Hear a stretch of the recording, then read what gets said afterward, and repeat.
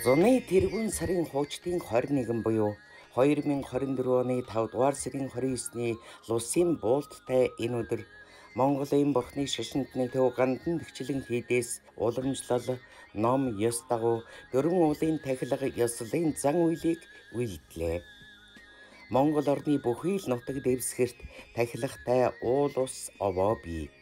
Тухайн газар орныхоо эрдэнэс нь усан эдгээр уул овоог тагснараа үр ач хойч үеийнхэнд байгаль дэлхийгэн хайрлах үзлийг суулгаж өгдөг.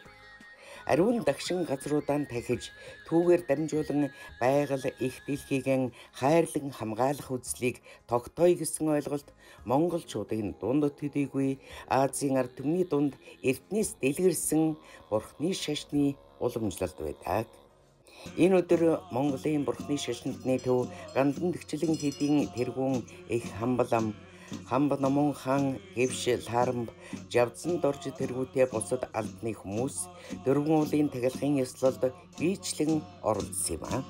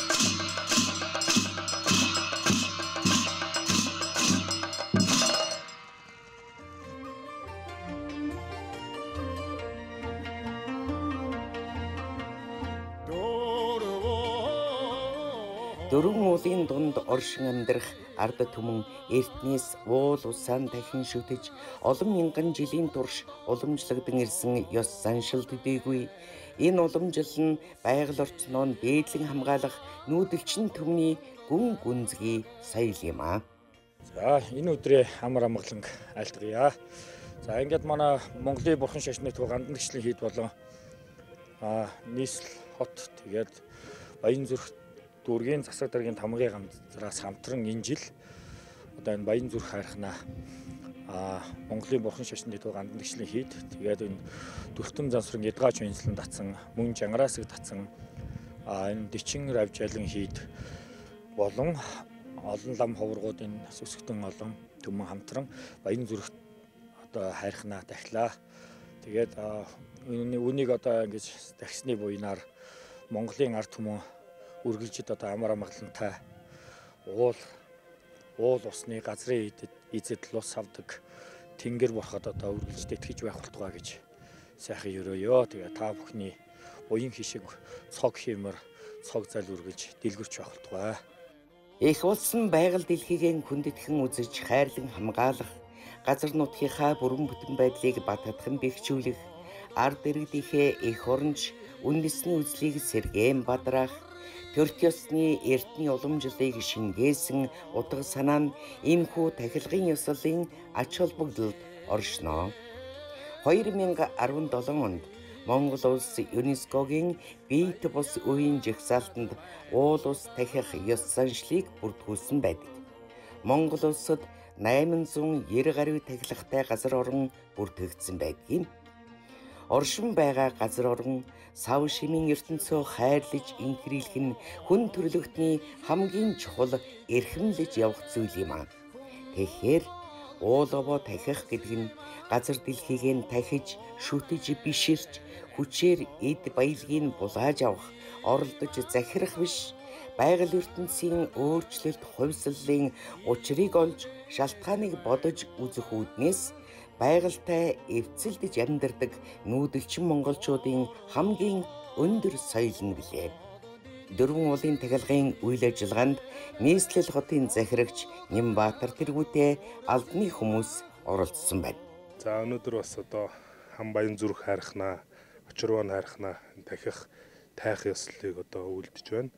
За ер нь бас одоо сүүлийн жилүүдэд бас одоо Төмөн болон одоо иргэд маань бас бүгдээрээс сайн мэдж байгаа бах. Одоо бас цаг үе ийм хамаргүй бас одоо ур бороо ихтэй илбэгтэй ийм цаг үед одоо бид нэр ажиллаж амьдарч байна. Тэгэхээр одоо аль талаараа бас эртнээс одоо монголчуудын одоо түүх соёл одоо заншлаа дагаад за энэ хүрээндээ бас одоо уул усаа дахиж шүтэх, за энэ уул усаа тойрч ажиллаж амьдарч байгаа иргэд болвол одоо тухайн нутаг орныхоо уул усыг дахиж шүтдэг ийм одоо уламжлалт ёс заншилтаа ард түмэн монголчууд. За тэр хүрээнд өнөөдөр одоо бас нийслэлийн маань удирдлагууд, дүргийн маань удирдлагууд ингээд гандан тэгшлэн хийдийнхаа хамт олонтойгоо ингээд хамтраад өнөөдрийн энэ уул усаа дахих, тайлах энэ үйл ажиллагааг зохион байгуулж байна.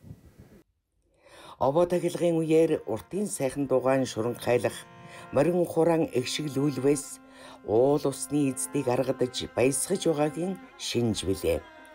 Хүнд итгэж чадвас аврал гурван эрдэнэ байгаль дэлхий адис жанлав хишиг буйнан хүртээдэг учиртай.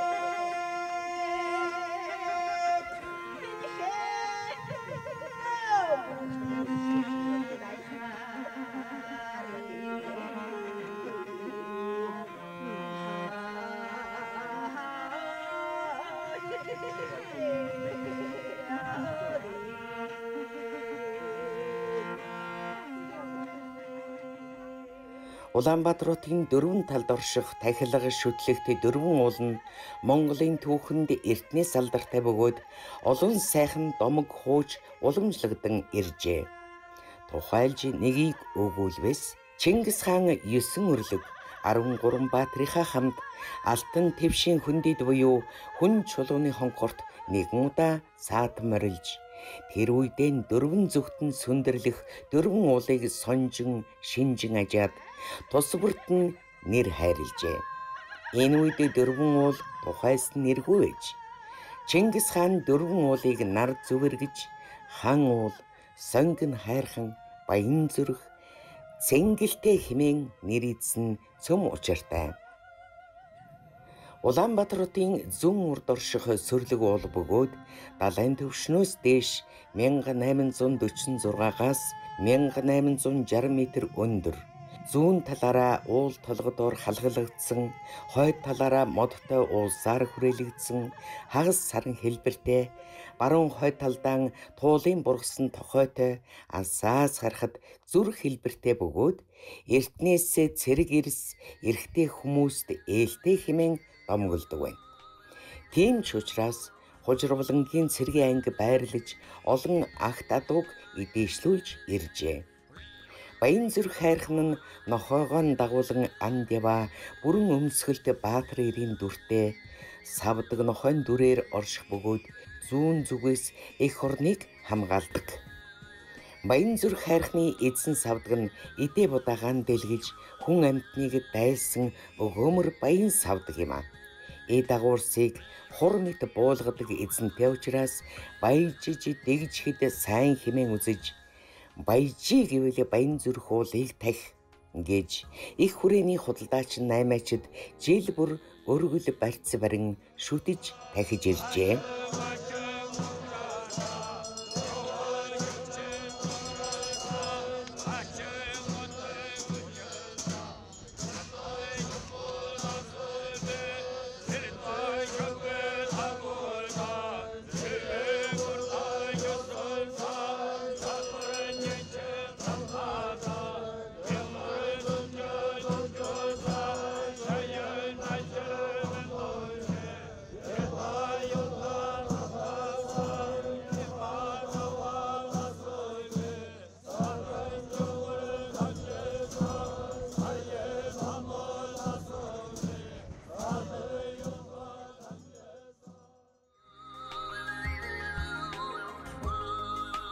Чингэлтэй уул нь Улаанбаатар хотын умар бийд оршдог.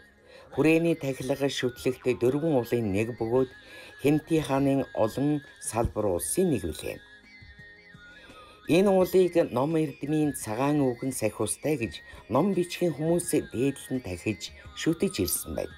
За өнөөдөр ингээд энэ цагаан өдөр маань Монголын Бурхан Ажлын гандан тэгшлийн эдийн Ташчаамал цэцгийн зүгээс одоо энэ жил бүр уламжлал болгонд тагтдаг одоо Чингэлтэй хайрхны тахилга боллоо. Энэ хүү өнөөдрийн тахилгад маань одоо нийслэлийн Чингэлтэй дүүргийн одоо хамт олон за Ташуан жил компани бас одоо жил болгон одоо ингээд оролцдог.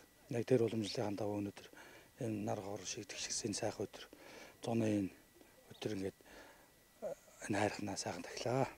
Тэ одоо манай Ташчаамал татсан болохоор энэ гандан тэгшлийн эдийн будын ухааны одоо чойрын татсан гэж авдаг. Энийг осондоо л одоо гандан тэгшлийн эдийн одоо номын одоо сургалтын газар тэр утгаараа ч гэсэн энэ олон зуун жилээс өмнөөс энэ Чингэлтэй хайрхныг дахиж ирсэн уламжлалтаа манай татсан.